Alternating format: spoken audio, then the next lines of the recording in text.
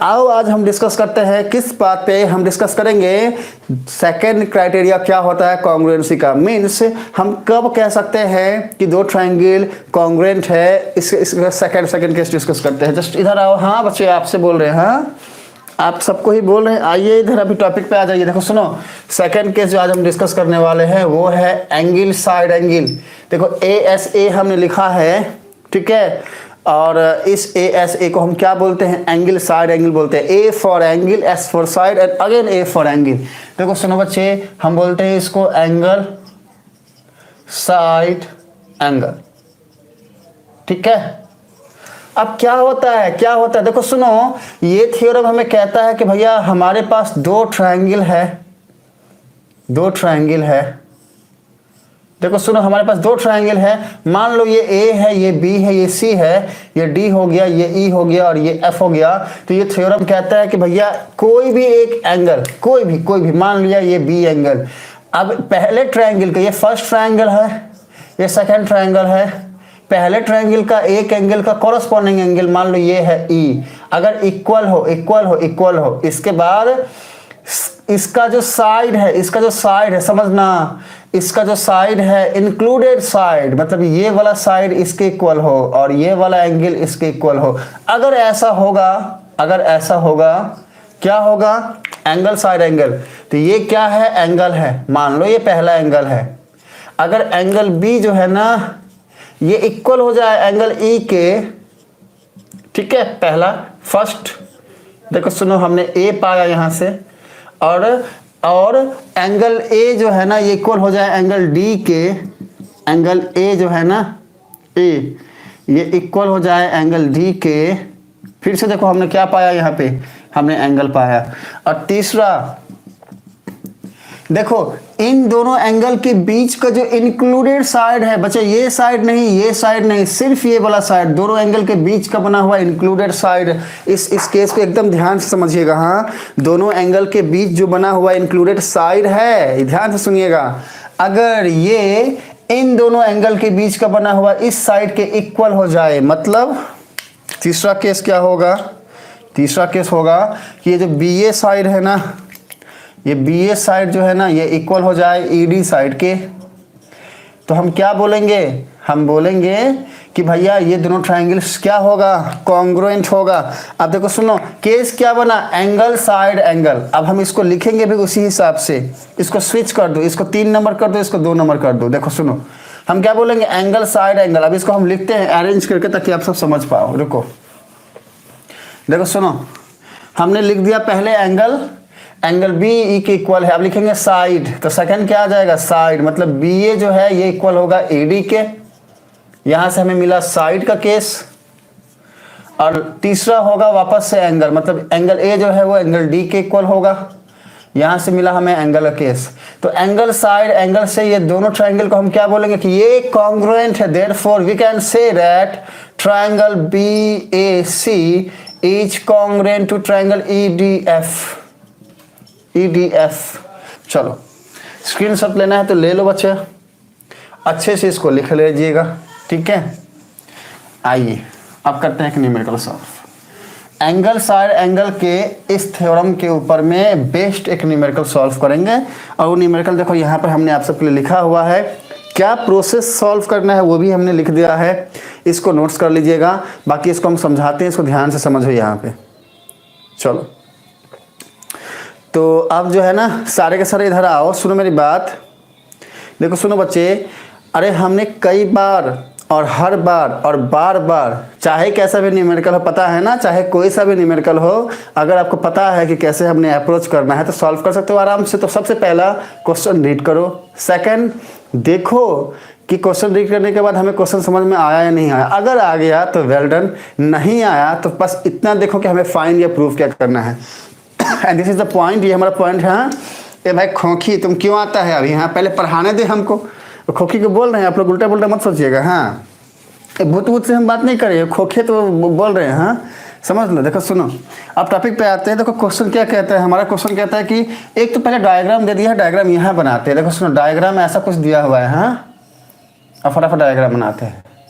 अच्छा A B C D लो, ए हो गया, ये बी हो गया, ये सी हो गया, ये डी हो गया और ये पॉइंट बोल रहा है ओ है। ये डायग्राम जो था हमने बना दिया। अभी क्वेश्चन क्या कहता है उसके एकदम ध्यान से सुनिए बच्चे। देखो सुनो, कहता है कि लाइन सेगमेंट ए बी, मतलब एक ए बी लाइन सेगमेंट है। क्या ये वाला line segment A B is parallel to another line segment C D, मतलब ये जो लाइन सेगमेंट ए बी है ना, ये पैरेलल है इस सी डी के।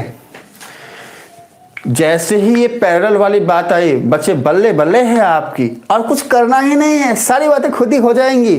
हम बता रहे हैं सब कुछ। अब ये क्वेश्चन हम पढ़ेंगे नहीं, सिर्फ इस एक लाइन से कि दोनों लाइन पैरेलल है। अब देखो क्या क्या होने वाला है। हाँ, अब देखो क्या क्या होने वाला है।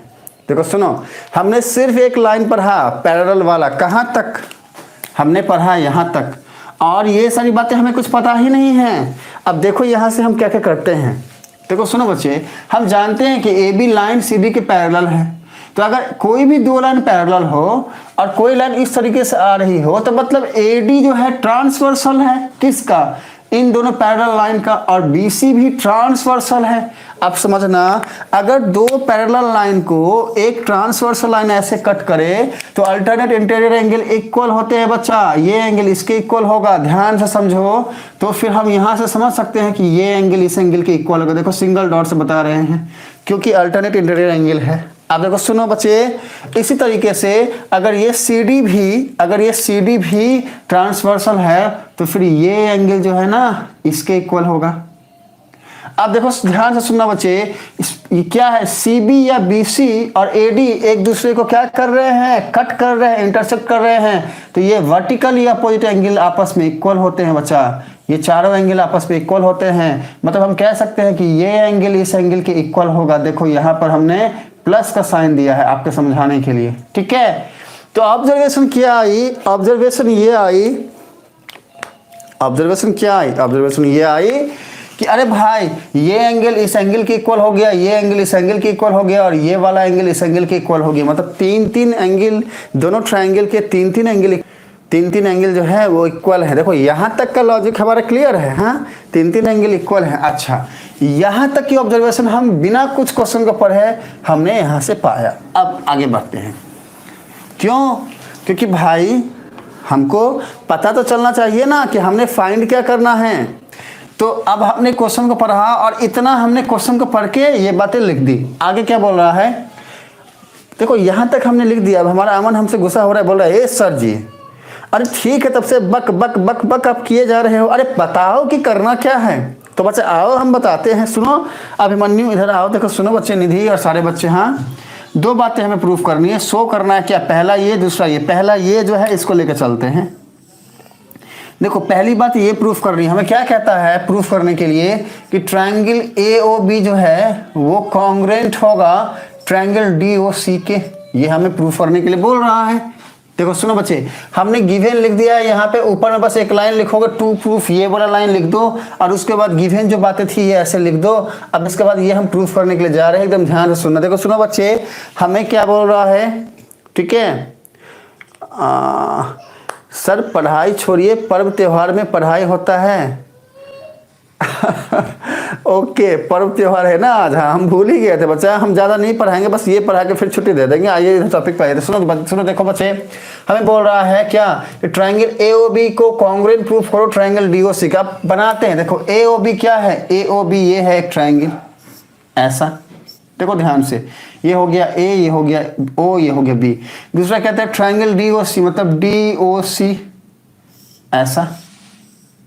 देखो सुनो बच्चे, ये D हो गया। अब ये वाला पॉइंट इसका भी O ही होगा और ये हो गया C। एकदम ध्यान से सुनना, हम इसको यहाँ O लिखते हैं, इसको यहाँ O लिखते हैं, कंफ्यूज ना हो जाओ। इसलिए कहता है कि प्रूफ करो कि ये दोनों ट्रायंगल क्या हैं, आपस में कॉन्ग्रुएंट हैं। अब एकदम ध्यान से सुनना बच्चे, हम इसमें क्या क्या कर सकते हैं। देखो सुनो बच्चे, हमें क्या कहता है, हमें क्वेश्चन में सबसे पहले क्या बोला था कि AB जो है वो पैरेलल है CD के। तो हम यहाँ लिखेंगे since AB is parallel to CD। अरे क्योंकि ये जो AB है वो CD के पैरेलल है, गिवन है। ये क्या है, ये गिवन है।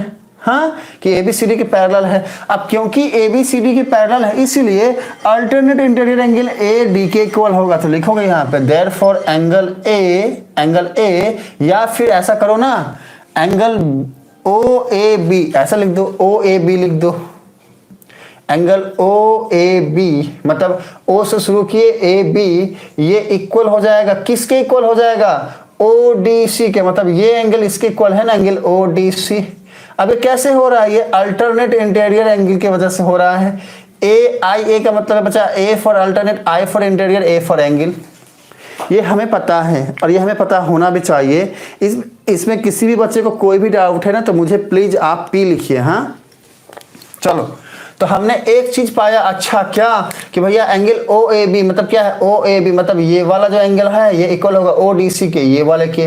देखो सुनो, ये दो ट्रायंगल था ना, एक ये एंगल इस एंगल के इक्वल हो गए। चलो ये बात तो हमें पता चल गई। अब आगे क्या देखें हम कि भाई ये चीज हम पहले से ही लिखे हैं, हमको एंगल मिल गया ए, अब साइड चाहिए ना, अरे included side, angle side angle चाहिए ना, एंगल और इंक्लूडेड साइड। तो एंगल मिल गया साइड के लिए एओ बोल रहा है यहाँ पे पहले ही कि भैया एओ जो है वो ओडी के इक्वल है, मतलब क्या एंगल के बाद हमें मिल गया साइड। देखो सुनो, यहां से मिला हमें एंगल, ये मिल गया हमें साइड, ठीक है ना। अभी यहां पे मिला हमें एंगल और साइड कहां पे मिलेगा, ओडी है ना, ओडी मतलब ये हमें मिल गया साइड, तो हमें एंगल साइड मिल गया। अभी हमें चाहिए क्या, वापस से हमें चाहिए क्या, एंगल ही तो चाहिए। तो सुनो बच्चे, देखो सिंस एंगल डी ओ सी, एकदम ध्यान से देखना, डी ओ सी मतलब कि ये वाला एंगल, अभी अभी हम बताए थे कि ये एंगल इस एंगल क्या होगा, इक्वल होगा। कैसे, वर्टिकली अपोजिट एंगल। तो हम लिखेंगे कि एंगल डी ओ सी मतलब ये वाला जो एंगल है ना, डबल डॉट दिए, हाँ, ये इक्वल होगा किसके इक्वल होगा, इस वाले एंगल के इक्वल होगा। एकदम ध्यान से देखना बच्चे, एंगल ए ओ बी के इक्वल होगा, मतलब कि ये वाले एंगल के इक्वल होगा। देखो डबल डॉट दिया हमने, आपको समझ में आया इसलिए डबल डॉट दे रहे हैं, लो अच्छे से दे रहा है। ओके, ये कैसे हुआ, वर्टिकली अपोजिट एंगल के वजह से हुआ। तो अब देखो ध्यान से बच्चे, एंगल साइड और ये वाले पॉइंट पे भी मिल गया एक एंगल, यहां से एंगल साइड और ये वाले पॉइंट पे मिल गया एक एंगल। तो ये दोनों ट्रायंगल एंगल साइड एंगल की वजह से आपस में क्या है, कॉन्ग्रुएंट है। हाँ, आते हैं टॉपिक पे। देखो सुनो बच्चे, अरे सुनो, सेकंड वाला पोर्शन यही तो प्रूफ करना है ना, O is also the mid point of BC. अरे अभी अभी हम प्रूफ कर दिए हैं क्या, कॉन्ग्रुएंट वाली बात, ये प्रूफ किए हैं ना। ये देखो सुनो, हमने प्रूफ किया है ना कि therefore triangle A O B जो है ये कॉन्ग्रुएंट है ट्रायंगल डी ओ सी के। अरे अब यहां से तो हम पाए क्या, अगर हम ये प्रूफ कर दे कि ये जो OB है ना ये OC के इक्वल है, ये जो OB है ये OC के इक्वल है, तो फिर OBC का मिड पॉइंट हो जाएगा और ये OB OC के इक्वल है। अगर ये दोनों ट्रायंगल आपस में कॉन्ग्रुएंट होंगे तो ये OB OC के इक्वल होगा। तो यहीं से हमें मिल जाएगा कि OB जो है ये OC के इक्वल है, और क्योंकि दोनों आपस में इक्वल है इसलिए O क्या होगा, BC का मिड पॉइंट होगा। तो चलो बच्चे मिलते हैं फिर अगले क्लास में, तब तक के लिए bye bye, tata bye bye बच्चे।